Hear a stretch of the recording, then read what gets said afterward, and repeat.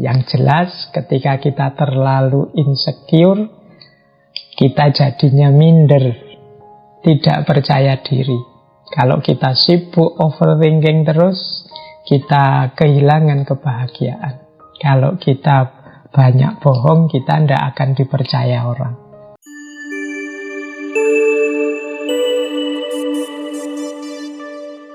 Oke, baik. Bismillah. Assalamualaikum warahmatullahi wabarakatuh.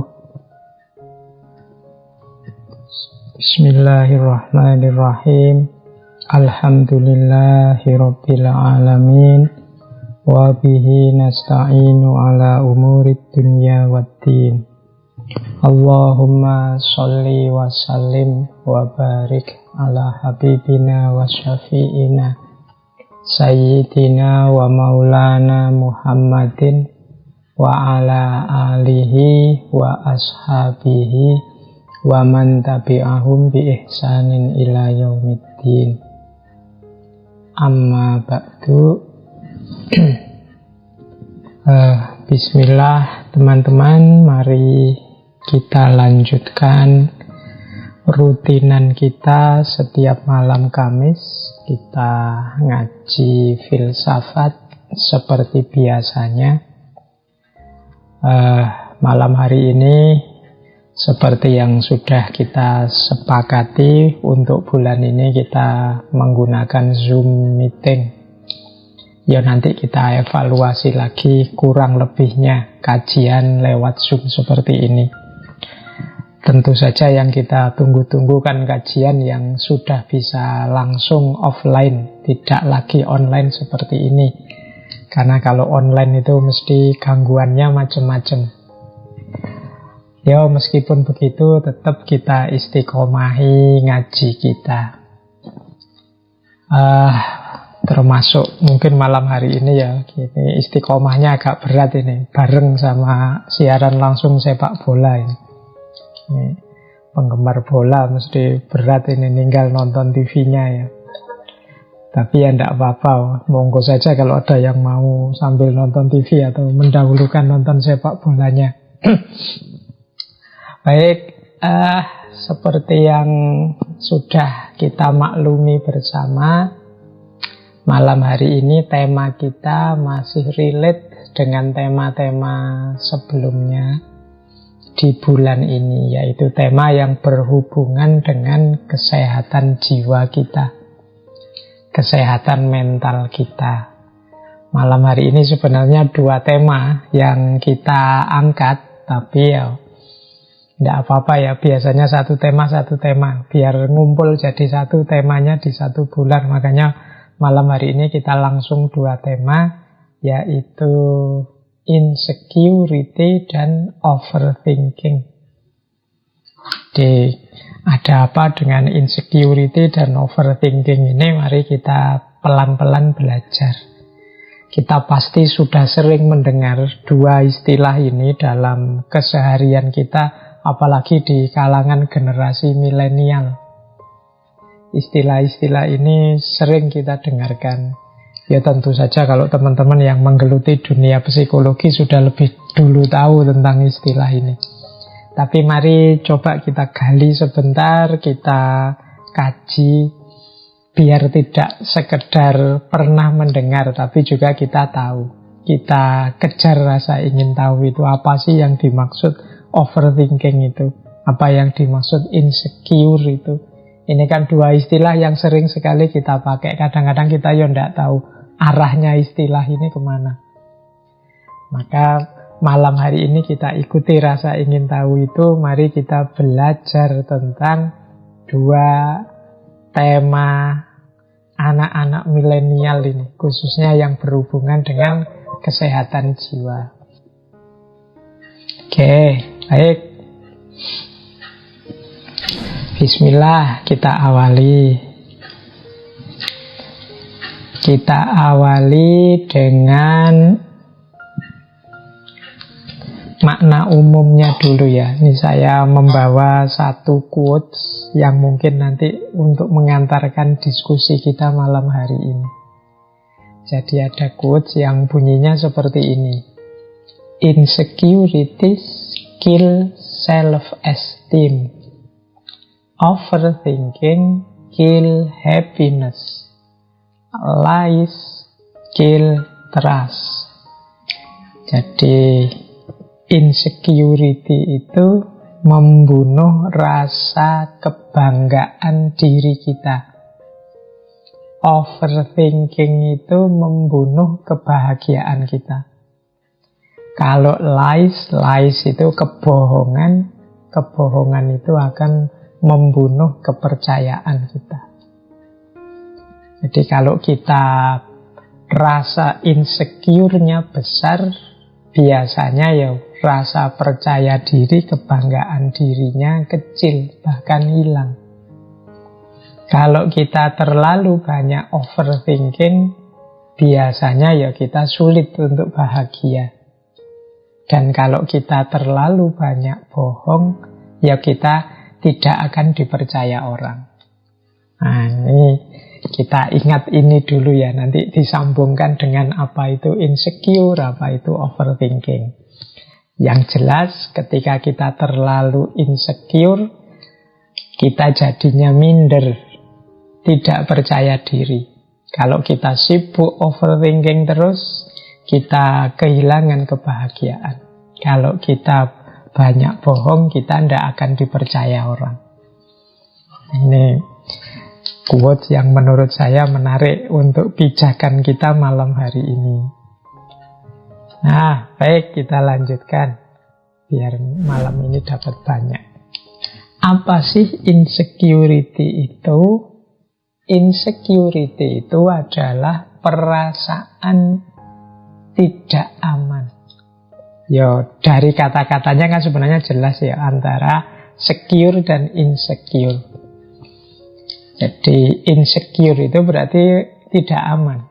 Jadi rasa tidak aman karena kita kurang percaya diri, karena kita merasa ada banyak kekurangan dalam diri kita, sehingga kita merasa takut, merasa gelisah, merasa malu, merasa minder. Jadi diawali dari rasa bahwa saya itu banyak kekurangannya Pak, saya dalam banyak hal tidak bisa apa-apa, saya itu siapa sih, dan lain sebagainya. Terus dilanjutkan akhirnya kita jadi gelisah, kita jadi penakut, kita terus minder, malu, tidak berani melakukan apa-apa. Nah, ini insecure namanya. Jadi ini sebenarnya ya melanjutkan tema-tema kemarin sebenarnya, ketika ada orang yang karena insecure mungkin jatuh pada people pleaser, menyenangkan orang saja. Dan juga menunjukkan orang yang insecure ini sulit dia mencintai dirinya, self-love, karena dia merasa dirinya ini banyak sekali kekurangannya, banyak sekali hal-hal yang menurut dia buruk, jelek. Apa sih aku ini? Nah, itu kan banyak ya anak-anak hari ini misalnya pakai istilah, wah apa sih aku ini kan hanya kayak remahan rengginang saja yang sudah mau dibuang. Nah, itu sebenarnya indikasi rasa tidak nyaman, tidak terlalu suka dengan dirinya sendiri. Nah, ini namanya insecure. Saya tidak tahu di antara teman-teman yang aktif ikut ngaji ini ada ndak yang punya rasa insecure sangat akut, sangat berat. Karena kalau rasa insecure-nya sangat berat, ya ini nanti kita butuh psikolog, butuh psikiater. Tapi ya wajar kalau dalam dosis yang biasa. Kadang-kadang kita ya punya minder sedikit dalam hal tertentu, tidak percaya diri, tidak masalah, asal tidak berlarut-larut. Yang jadi masalah itu kalau insecurity kita terlalu over, jadi terlalu minder, terlalu malu, akhirnya menganggap dirinya itu sama sekali tidak ada kualitasnya apa-apa. Ya, pasti orang yang insecure-nya terlalu dalam itu dia sulit untuk mencintai dirinya. Kalau sulit untuk mencintai dirinya, ya sulit nanti lanjutannya untuk produktif, untuk jadi sesuatu. Seperti minggu lalu saya sebut, sulit jadi manusia yang otentik, jadi dirinya sendiri. Karena dia sendiri tidak percaya pada dirinya. Itulah insecurity. Jadi mungkin kalau generasi lama sering menyebutnya orang insecurity itu cenderung minder. Istilah minder ini mulai jarang disebut. Kita kan suka pakai istilah yang lebih keren. Hari ini pakai istilah insecure. Nah, menarik tadi saya googling sebentar tentang adik-adik kita, anak-anak kita hari ini itu ketika mereka disurvei, banyak yang terindikasi tidak nyaman dengan dirinya, tidak suka dengan dirinya. Misalnya ada penelitian yang bilang bahwa 70% anak-anak ABG hari ini, 71 malahan, itu ingin operasi plastik karena mereka tidak terlalu senang dengan bentuk wajah atau bentuk tubuh mereka. Nah, ini penelitian di luar tentunya ya. Saya tidak tahu kalau di Indonesia apa pernah ada survei seperti ini. Jadi karena mungkin tiap hari nonton TV, nonton drama Korea, nonton acara-acara apa saja yang idola-idola itu, mungkin banyak di antara mereka hari ini yang ingin seperti idolanya. Jadi mimpi agar wajahnya, tampilannya, sosoknya itu seperti yang diidolakan. Nah, jalan pintasnya kadang-kadang ya pakai plastik surgery ini, jadi pakai operasi plastik. Ya, ini bukan masalah boleh atau tidak operasi plastiknya, itu nanti perdebatan yang berbeda. Tapi ini sebenarnya menunjukkan betapa mereka ini tidak percaya diri. Jadi betapa mereka tidak nyaman dengan dirinya sendiri. Bahkan yang kedua itu ada juga penelitian yang bilang 66% girls, perempuan, ini di wilayah tertentu yang diteliti tentunya, itu cenderung mengkritisi diri mereka sendiri, tubuh mereka sendiri. Kita mungkin ya kadang-kadang begitu, mengkritisi misalnya, wah hidungku kok ya pesek ya. Tiap kali berkaca kita menyesali hidung kita yang pesek. Kemudian jerawatku kok banyak ya. Tiap kali berkaca kita melihat jerawat yang banyak. Jadi tiap hari kita ini mengeluhkan diri kita. Rambutku kok banyak yang putih ya. Kayak rambut saya kan banyak yang putih. Nah itu tiap kali nambah satu putih terus mengeluh, waduh kok nambah putih lagi. Nah ini namanya criticize our own body. Kita mengkritisi tubuh kita sendiri. Mungkin setiap hari. Tidak hanya kalau di penelitian itu kan 66%. Jangan-jangan kita juga termasuk yang di situ. Senengannya mengkritisi diri sendiri. Ya tidak salah. Karena orang itu kan selalu ingin jadi lebih baik, lebih ganteng, lebih rapi, tidak masalah. Asal tidak jatuh dalam tadi ya, kecewa pada diri sendiri, minder, kehilangan percaya diri, dan lain sebagainya. Itu kalau sudah jatuh ke sana, nanti jatuhnya pada insecure tadi.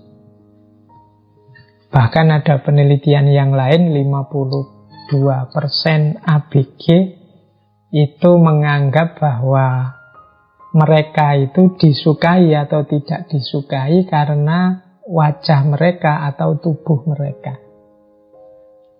Ada pula penelitian yang bilang, yang ketika meneliti anak-anak sekolah, itu anak-anak sekolah itu ternyata juga demikian. Anak-anak kelas-kelas SMP, SMA itu ternyata mereka lebih menganggap bahwa tampilan mereka itu lebih penting. Orang akan melihat itu dulu di sekolah. Nah, ini sebenarnya bukan sesuatu yang pasti salah sih.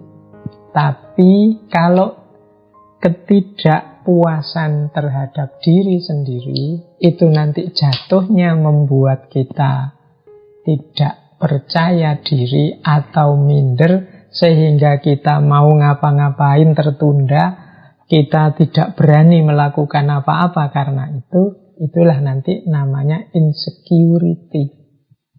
Jadi yang kalau saya bilang tadi, kalau ini tambah akut, ya jadinya kita kayak orang harus periksa lagi ke psikiater atau ke psikolog.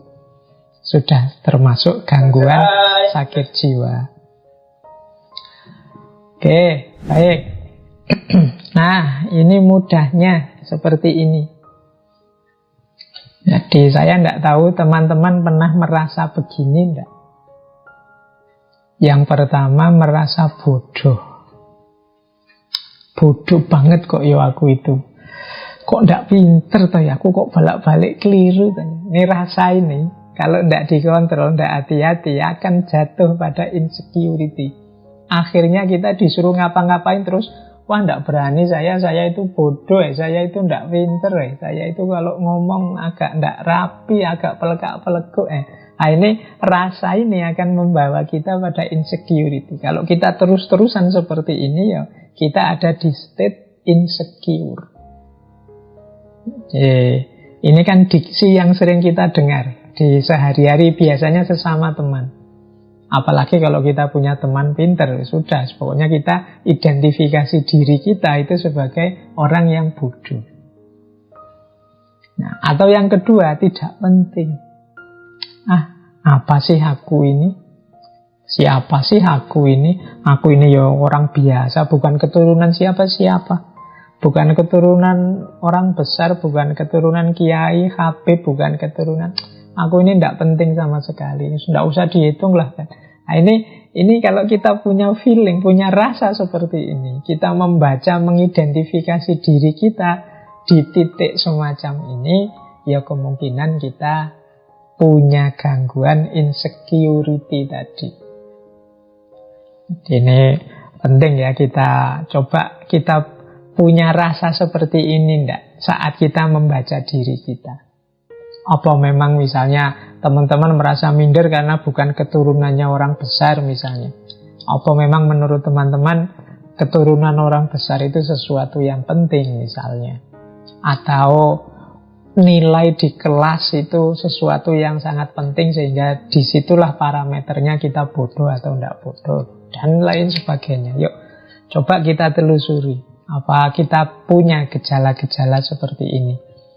Atau kita merasa di bawah standar dalam hal apapun.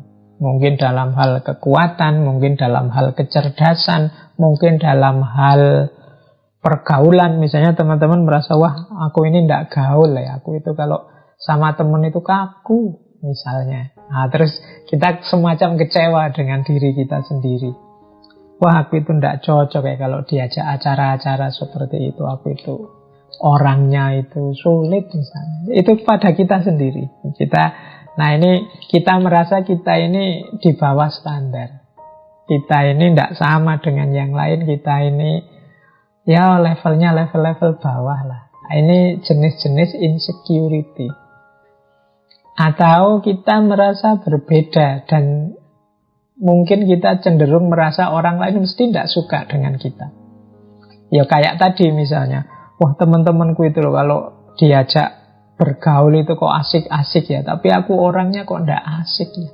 Terus kita merasa mesti teman-teman tidak suka padaku, mesti teman-teman tidak suka gayaku. Akhirnya kita menyendiri. Nah ini rasa berbeda dan rasa tidak disukai ini mungkin indikasi bahwa kita ini terkena sindrom insecurity. Rasa tidak aman, rasa tidak nyaman dengan diri kita sendiri. Termasuk juga mungkin merasa tidak pantas. Aku ini tidak pantas kalau harus jadi ketua misalnya. Aku ini tidak pantas kalau jadi yang ngurusi. Aku ini tidak pantas kalau jadi. Nah ini sering kita temui orang-orang yang seperti ini. Merasa dirinya tidak level, tidak pantas. Ya, dalam kadar tertentu untuk kesopanan misalnya, untuk tawaduk, kalau dalam agama tidak masalah sih. Tapi kalau di level akut, ini bisa mengacaukan urusan. Kadang-kadang ya kalau kita dalam hal tertentu misalnya mau ngangkat ketua itu, wah semuanya tawaduk, semuanya merasa tidak pantas, semuanya merasa di bawah standar. Akhirnya bingung, ini yang mau jadi ketua siapa? Semuanya menolak, tidak ada yang percaya diri. Semuanya merasa, wah enggak, saya itu apa sih? Saya itu siapa sih? Nah ini yang sering jadi masalah sehari-hari kita. Jadi semua orang merasa minder, semua orang merasa tidak level.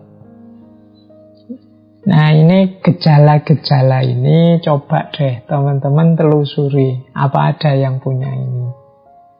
Ya saya bilang tadi, dalam batas-batas untuk sopan santun basa-basi kadang-kadang ya kita monggo yang lebih baik saja, yang lebih ahli saja dan lain sebagainya. Tapi nanti kalau saatnya memang dibutuhkan ya kalau memang kita mampu ya kita turun saja, tidak masalah. Karena kalau semuanya saling merasa tidak pantas ya banyak hal nanti tidak jalan. Jangankan urusan besar, kadang urusan kecil saja. Misalnya siapa sih kita misalnya mau sholat, kadang-kadang kan siapa yang harus jadi imam. Wah itu masing-masing, wah kamu saja, monggo saja sampean, monggo, saling mempersilahkan. Lama ndak sholat-sholat gara-gara rebutan siapa yang mau jadi imam. Nah, padahal kan kalau di fikih kan ada syaratnya, ya pokoknya yang bacaannya lebih bagus, yang lebih soleh misalnya. Tapi ketika semua orang, wah saya itu bacaanku jelek, padahal mungkin bacaannya bagus. Oh saya itu tidak soleh Pak, saya bacaannya bagus tapi kurang soleh, monggo lah yang lebih pantas. Semuanya saling mempersilahkan. Sholatnya akhirnya lama tidak jalan-jalan. Nah ya memang kita di timur ini sangat dianjurkan untuk tidak sombong, sangat dianjurkan untuk rendah hati. Tapi rendah hati oke, tapi kalau rendah diri itu insecure. Jadi semoga teman-teman bisa cerdas membedakan mana rendah hati, mana rendah diri.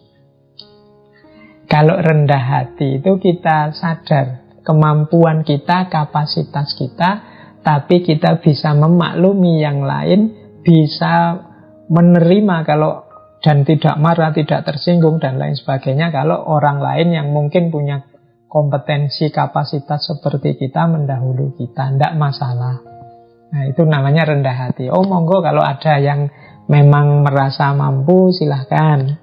Nah itu namanya rendah hati. Tapi kalau rendah diri itu kita sama sekali tidak mau turun. Kita merasa tidak layak, tidak pantas, tidak mampu. Mental seperti ini loh yang sering disebut sebagai insecure.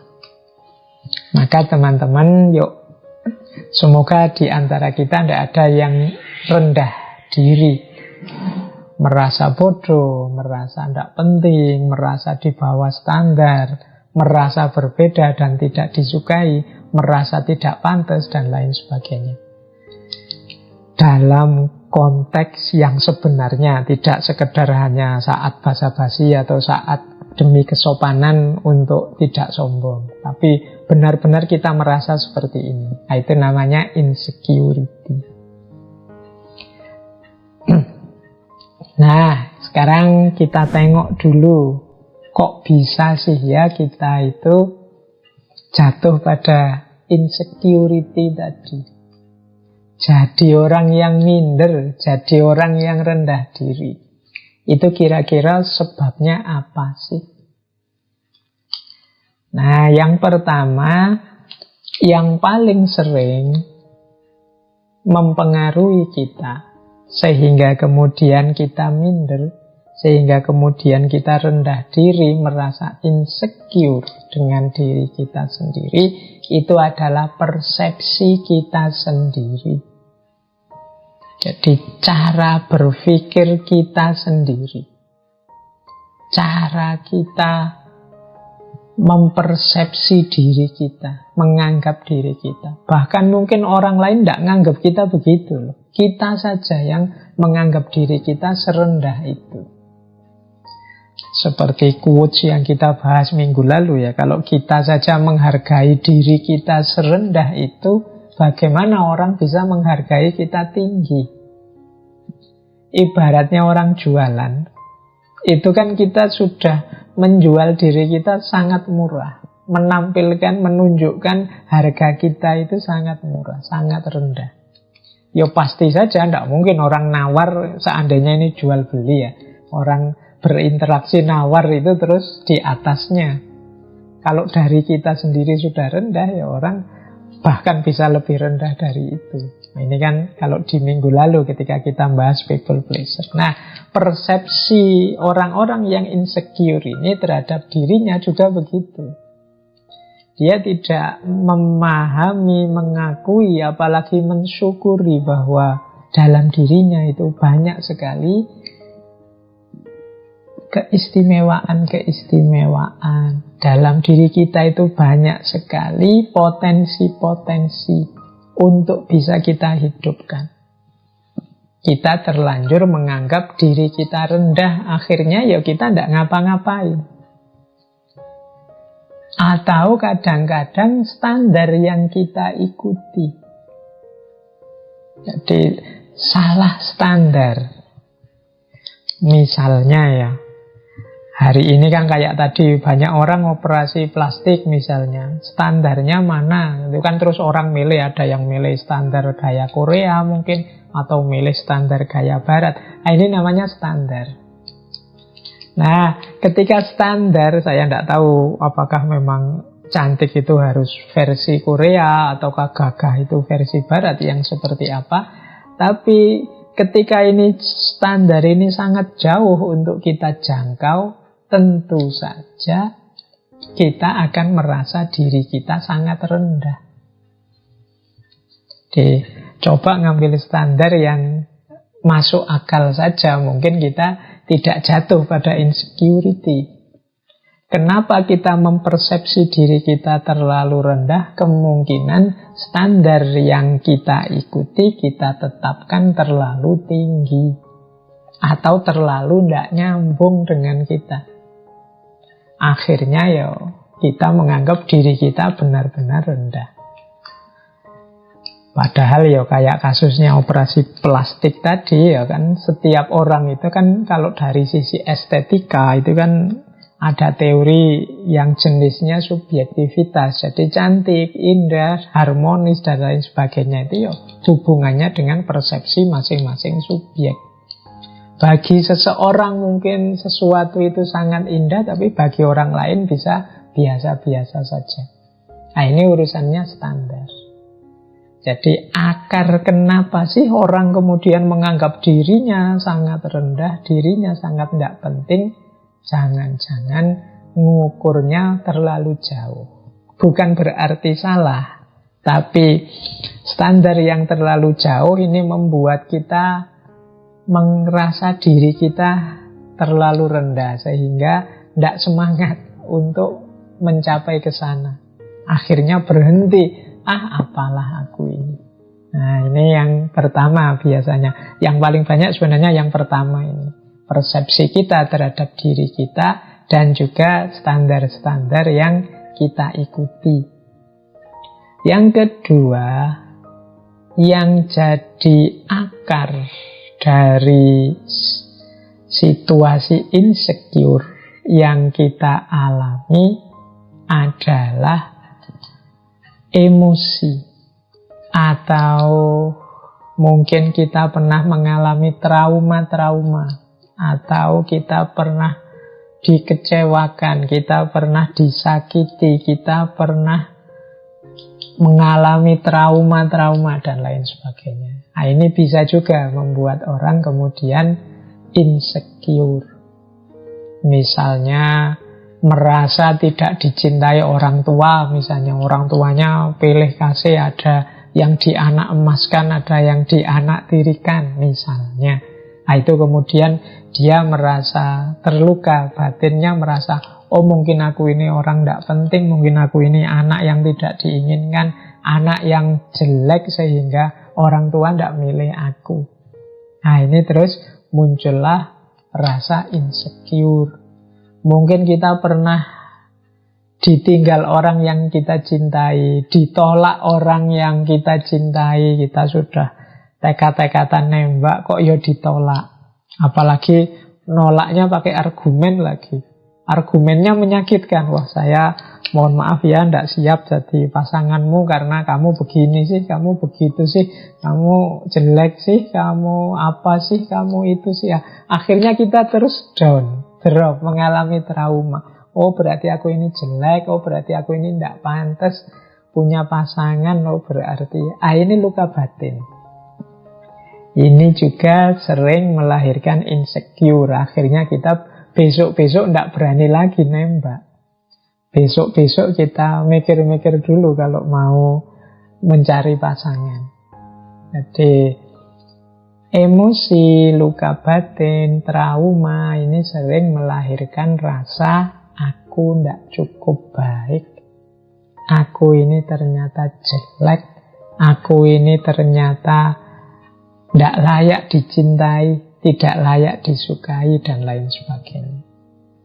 Apalagi kalau ini kemudian dihubungkan dengan yang lebih besar, misalnya orang salah persepsi memahami takdir misalnya. Selama ini kan kita selalu kalau ada orang mengalami musibah itu kita yang nuding bahwa wah kamu itu banyak dosa makanya oleh Allah diberi azab. Ini kan nunjuk keluar. Ada yang lebih ngeri lagi yang ditunjuk dirinya sendiri terus. Wah ini kok ngalami bencana ya, jangan-jangan bencana ini gara-gara dosaku, jangan-jangan bencana ini gara-gara kelakuanku, jangan-jangan bencana ini gara-gara kesalahan-kesalahanku selama ini. Akhirnya dia begitu marah, begitu kecewanya dengan dirinya. Nah ini juga jenis emosi. Jadi orang tidak nyaman dan tidak aman terhadap dirinya itu bisa karena persepsi, bisa karena emosi. Jadi kalau persepsi tadi ya pikiran-pikiran kita sendiri. Kalau emosi itu muncul dari trauma-trauma, luka-luka batin yang selama ini mungkin kita alami. Ada kalanya juga karena lingkungan, pengalaman sehari-hari. Mungkin kita nasibnya tidak terlalu bagus, kita punya lingkungan yang tidak sehat. Misalnya lingkungan yang selalu mengecilkan kita, lingkungan yang tidak menganggap kita, lingkungan yang tidak menghitung keberadaan kita. Nah ini juga membuat kita terus jadi minder, merasa kecil. Sejak kecil misalnya kalau kita usul selalu dibantah, selalu ditolak. Sejak kecil misalnya kalau kita melakukan sesuatu selalu ditertawakan, tidak pernah dihargai. Nah ini juga jadi akar munculnya insecurity. Jadi lingkungan sekeliling itu bisa membentuk pola pikir aku ini rendah, aku ini lemah, aku ini inferior. Nah, selain pengalaman dan lingkungan, ada pula pop culture atau tren. Nah, kalau ini budaya pop atau tren-tren yang beredar di sekeliling kita.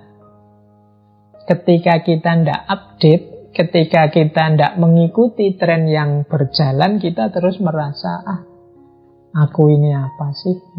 Aku ini kurang gaul, aku ini ketinggalan zaman, aku ini masa lalu. Nah ini bisa juga. Jadi kita tidak mengikuti tren, kita tidak update, kita jadi orang yang tidak ngerti ini, tidak ngerti itu, tidak bisa ini, tidak bisa itu sesuai kemampuan anak hari ini. Akhirnya kita insecure. Misalnya teman-teman kita hari ini main gamenya sudah main game-game kelas tinggi yang sekarang sedang hits itu. Nah terus kita kok tidak bisa main game seperti itu. Terus kita insecure. Sekarang semua orang mengikuti drama Korea yang judulnya ini itu, kok kita tidak ngikuti. Akhirnya dalam obrolan kita merasa ternyata aku ini tidak update, tidak nyambung terus kalau ngobrol sama teman. Nah ini juga sumbernya insecure. Jadi seolah-olah itu hal yang sangat penting. Kemudian ketakutan. Nah Kalau hubungannya dengan ketakutan ini ya setiap orang punya ketakutan-ketakutannya sendiri. Tapi dalam insecurity ini ketakutan itu membuat kita kemudian tidak ngapa-ngapain. Membuat kita menarik diri dari kehidupan nyata. Nah itu dulu mungkin pernah saya gambarkan seperti ini ya. The reality of fear, tentang ketakutan. Jadi bagaimana kita hidup ini banyak ketakutan. Tapi sebenarnya kalau pakai kalimat-kalimat yang ditulis di situ, ketakutan yang ada dalam diri kita itu seringkali bukan pada yang kita takuti, tapi pada dibalik yang kita takuti. Itu nanti yang disebut insecurity. Misalnya di situ ada kalimat, engkau sebenarnya tidak takut pada kegelapan. Engkau hanya takut pada apa yang ada di balik kegelapan itu. Tapi kita menganggapnya, saya takut kegelapan. Nanti orang insecure juga begitu. Mungkin kita itu tidak takut pacaran, tapi takut ditolak. Kita tidak takut ujian, tapi takut nilainya rendah. Nah, ini loh yang jadi sumbernya insecure itu. Jadi kalau nanti kita meneliti dalam diri kita, kok aku bisa insecure ya? Awas salah identifikasi tentang ketakutan kita. Engkau tidak takut ketinggian, tapi engkau sebenarnya takut jatuh. Engkau tidak takut orang-orang di sekelilingmu. Maksudnya engkau tidak takut sebenarnya. Engkau itu tidak takut bergaul kok. Engkau tidak takut bersosialisasi. Cuma engkau hanya takut ditolak orang. You are not afraid to love. You are just afraid of not being loved back. Engkau sebenarnya bukan orang yang takut mencintai, tapi takut tidak dicintai kembali. Engkau sebenarnya tidak takut untuk melepaskan dia, hanya saja engkau takut hidup tanpa dia. Engkau bukannya takut untuk mencoba kembali, tapi engkau sebenarnya takut kalau tersakiti kembali. Nah ini sebenarnya mengidentifikasi ketakutan kita lebih dalam. Disitulah sumbernya insecure. Jadi yang kita anggap ketakutan di luar itu sebenarnya rahasianya ada di dalam. Inilah akar-akar dari insecurity yang ada dalam diri kita. Nah, sekarang kita lihat manifestasinya. Orang-orang insecure itu biasanya kemudian punya 5 ciri ini dalam kesehariannya. Mari kita bantu kalau ada teman-teman yang terjebak di dunia insecurity ini. Yang pertama apa? Biasanya dia tidak ingin keluar dari zona nyaman. Diajak apa-apa susah. Jadi maunya ya seperti itu saja. Hidup begini saja. Aku jangan diajak apa-apa. Jangan diajak aktivitas ini, aktivitas itu yang selama ini belum pernah aku lakukan. Karena aku takut gagal. Karena aku takut tidak mampu. Karena aku takut tidak bisa. Jadi akhirnya apa? Dia tidak ingin keluar dari zona nyaman. Dia stuck di situ terus.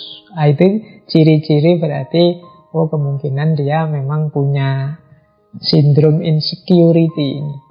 Ini perlu dibantu bareng-bareng untuk menumbuhkan rasa percaya dirinya. Yang kedua, biasanya cirinya yang lain suka membandingkan diri dengan orang lain dan memandang rendah dirinya sendiri. Nah, ini 2 dan 3 ini sekaligus. Jadi setelah banding-bandingkan itu biasanya justru menganggap dirinya, aku dibandingkan kamu tidak ada apa-apanya. Kamu sih enak, kalau aku orang miskin tidak seperti kamu. Kamu sih enak, aktif, kalau aku orang bodoh tidak seperti kamu. Kamu sih enak. Selalu begitu, membandingkan dirinya dengan orang lain dan memandang rendah dirinya sendiri. Ini ciri-ciri insecure biasanya. Dia yang tidak nyaman, tidak puas dengan dirinya sendiri. Ini penting kita amati orang-orang sekeliling kita. Kalau kita punya teman yang seperti ini, atau jangan-jangan kita sendiri yang seperti ini, ayo bareng-bareng kita menumbuhkan rasa percaya diri. Karena percaya diri itu nanti akan jadi kunci kesuksesan, keberhasilan kita. Kesuksesan, keberhasilan kita itu prasyarat bagi kesuksesan dan keberhasilan ranah yang lebih besar. Kesuksesan keluarga, kesuksesan bangsa, negara, agama, dan lain sebagainya, itu kan harus diawali dari kesuksesan, keberhasilan kita sebagai individu. Kalau kita sebagai individu menganggap diri kita bukan apa-apa, menganggap diri kita terlalu rendah, terlalu lemah, ya sulit nanti kita sebagai pribadi sukses. Kalau sebagai pribadi kita tidak sukses, bagaimana kita sukses dalam keluarga? Bagaimana lebih besar lagi sukses dalam negara, sukses dalam agama, dan lain sebagainya. Maka kita cermati gejala-gejala ini, semoga tidak banyak ada dalam diri kita. Kemudian kadang-kadang ada manifestasi yang unik, yaitu biasanya orang seperti ini senang dipuji dan mencari cara agar kehadirannya diakui. Jadi mungkin dia melakukan hal-hal yang membuat dia dipuji. Mungkin dipuji karena, wah kamu sabar sekali ya jadi orang, wah kamu pemurah sekali ya, wah kamu. Dia akan melakukan apapun yang memungkinkan orang mengakui keberadaannya dan memuji dirinya. Nah, kadang-kadang terasa agak dibuat-buat atau terasa dipaksakan. Ini menunjukkan bahwa dia sangat terobsesi untuk agar diakui oleh lingkungan sekelilingnya, entah dengan cara apa. Nah, ini mungkin ciri-ciri orang yang justru insecure. Jadi karena dia tidak yakin bahwa dirinya mampu, dirinya bisa, maka dia menunggu pengakuan dari orang lain bahwa dirinya bisa, bahwa dirinya mampu. Kadang-kadang pengakuan itu unik, dicari secara negasi. Dicari secara negasi itu misalnya, saya dan teman saya punya cara hidup yang berbeda. Untuk menegaskan bahwa cara hidupku lebih benar, itu aku berusaha mati-matian menunjukkan betapa salahnya cara hidup temanku. Nah, ini sebenarnya sama modelnya, dalam rangka mendapat pengakuan, meskipun dengan cara yang negasi atau negatif. Intinya dia ingin diakui dan dipuji orang bahwa kamu mampu, kamu bisa, kamu besar, kamu benar, dan lain sebagainya. Nah, yang terakhir biasanya yang kelihatan manifestasi dari insecurity ini, orang cenderung menghindari interaksi dengan lingkungan sekitarnya. Jadi karena dia merasa tadi minder. Orang minder itu kan lebih cenderung menarik diri dari keramaian.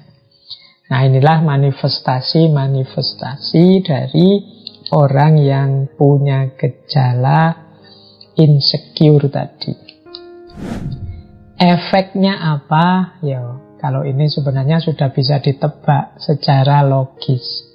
Orang yang mengalami insecurity itu kalau terus-menerus begitu, yang jelas dia cemas, pesimis, dan tidak bahagia. Karena terhadap dirinya sendiri saja dia tidak nyaman. Dia tidak merasa puas. Akhirnya apa? Dia serba pesimis dan tidak bahagia, merasa rendah, tidak percaya diri, putus asa, depresi, kesepian, merasa tak berharga dalam situasi yang parah. Bahkan ada yang, wah, apa sih gunanya aku hadir ke dunia ini? Apa arti keberadaanku? Bahkan ada yang sampai ingin mengakhiri hidupnya. Makanya tadi saya bilang, yuk kita bareng-bareng untuk lingkungan kita, untuk sekeliling kita, saling membantu untuk menegaskan diri kita bahwa kita ini manusia-manusia yang sama-sama berharga. Kalau hari ini kan banyak itu pertarungan saling menjatuhkan, saling merendahkan. Nah ini menurut saya eman-eman waktu dan energi kita untuk saling bertarung, saling menjelekkan, saling menjatuhkan. Akan lebih kondusif, nyaman, enak hidup ini kalau kita saling mendukung, saling menguatkan, saling menumbuhkan rasa percaya diri bahwa kita mampu, kita bisa. Jangan sampai nanti generasi yang akan datang lahir menjadi generasi yang serba cemas, pesimis, rendah diri, depresi, kesepian. Orang-orang yang mengalami insecurity semacam ini hidupnya pasti lelah.